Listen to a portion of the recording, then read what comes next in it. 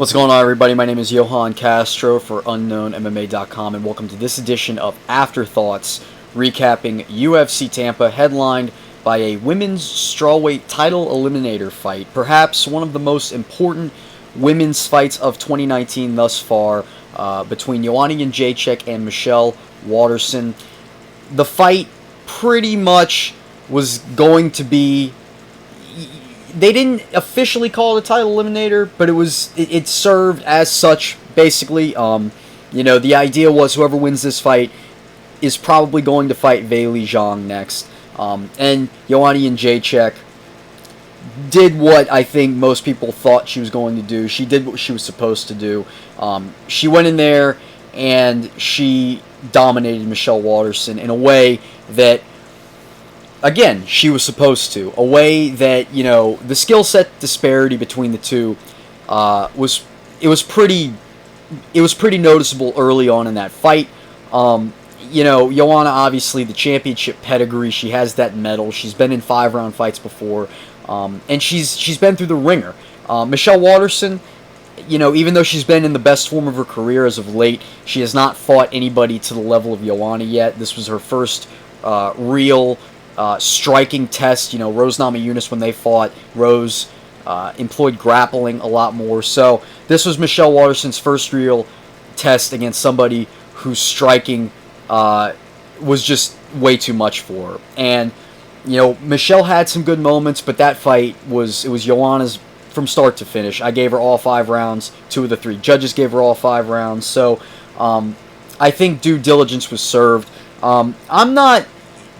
I don't know if I would agree with giving her a title shot just yet, though.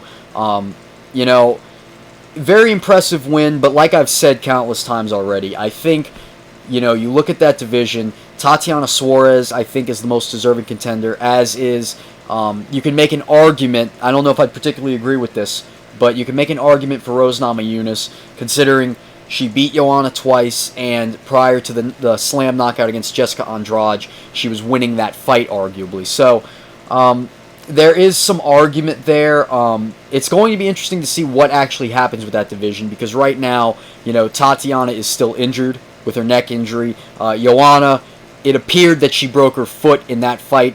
Now, at the time of this recording, we don't know what the diagnosis is, but it did look like that she severely injured her foot. So who knows what's really going to be next for Zhang? Maybe they go ahead and make that Namajunas fight after all. Maybe they make the Jessica Andrade rematch.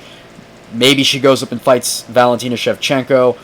God, I hope not. But either way, fantastic performance from Joanna, and I do think that fight really resembled a return to that championship form that she lost, or that it looked like she had lost after that first Rose Namajunas fight. I think when you look at what Joanna had done, even in her win against Tecia Torres at strawweight, that was her last strawweight fight before this one, even though she won the fight, she didn't look very...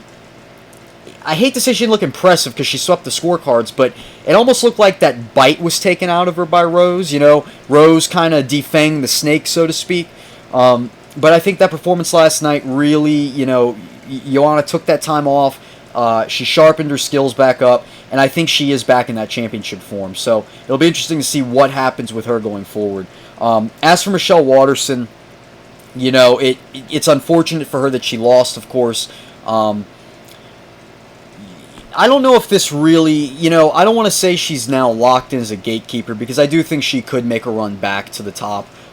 She, even though she's been doing this for a while, she doesn't have very many professional fights. So, and she also hasn't fought very many girls in the top 15 of the division. So I think to say she's completely locked into gatekeeper status right now would be inaccurate. I do think, obviously, in her next fight, whoever it's against, she's going to be facing somebody ranked lower than her. She's going to be facing somebody who's trying to make their name off of her, possibly like a Mahina Rodriguez, or maybe Cynthia and Claudia are fighting, maybe the winner of that fight. So it'll be interesting to see what they do with her going forward. Obviously, her stock drops a tiny bit, but I think what's really to take away from Waterson's performance is she did have some success against Joanna, albeit briefly, and I think it does show that even though she got dominated in that fight and she, was swept almost all the way on the scorecards, she is an elite strawweight contender, and I think she'll always firmly be in that number 6 to number 10 range.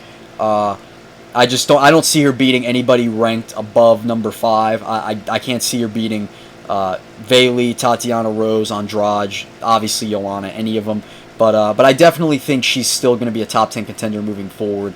I don't think she loses too much stock in that loss. I think most people believe that she was a little outmatched in that fight. Good opportunity she got, but again, just, losses happen in this sport. Sometimes you just run into people who have your number, people who are just so much more technically superior than you are. Moving on down the card, co-main event, Cub Swanson and KRON Gracie. Cub looked impressive. I don't really have much to say about him. It'll be interesting to see what he does going forward, whether or not he decides to retire. That was the last fight on his UFC deal. We'll see if he wants to stick around, maybe, or if he wants to go to another promotion, maybe jump into that Bellator Grand Prix as an alternate. Who knows? We'll see what happens with him. But what I really want to talk about with this one is KRON Gracie. I think this was a step too far for him already. I think there were people that said this fight was too much for him too soon. He was favored going in, but clearly there are still some holes he needs to clean up. His striking is not clean enough for him to fight somebody like a Cub Swanson.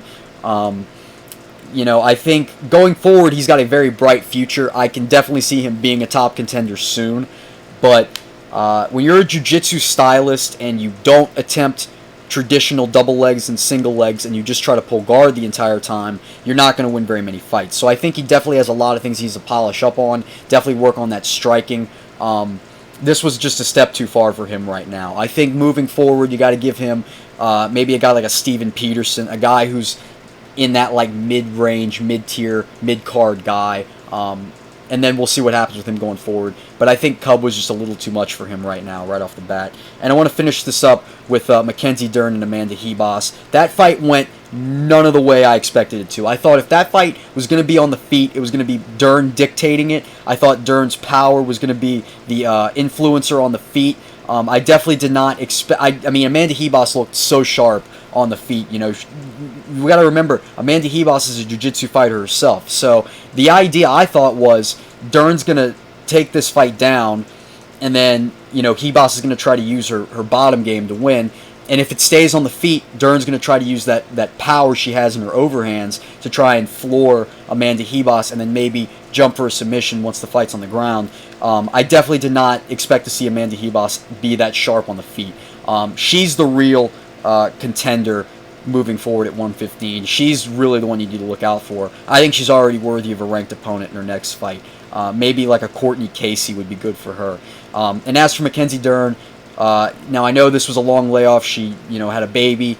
I think she'll be back, but she needs to work on her striking big time because she was just not sharp at all. On the feet, she just looked completely outmatched. Amanda Ribas had her number. And again, Amanda Ribas is not a natural striker, so Mackenzie Dern's going to really have to work on her striking moving forward. Ground game's already there. If she develops a good stand-up game, she's going to be very hard to stop because, she's so dangerous with that ground game. So I think a bright future for both those ladies, but Ribas especially. But anyways, guys, thanks for watching this edition of Afterthoughts. Tune in next time. I'm Johann Castro. Peace out. Enjoy the fights.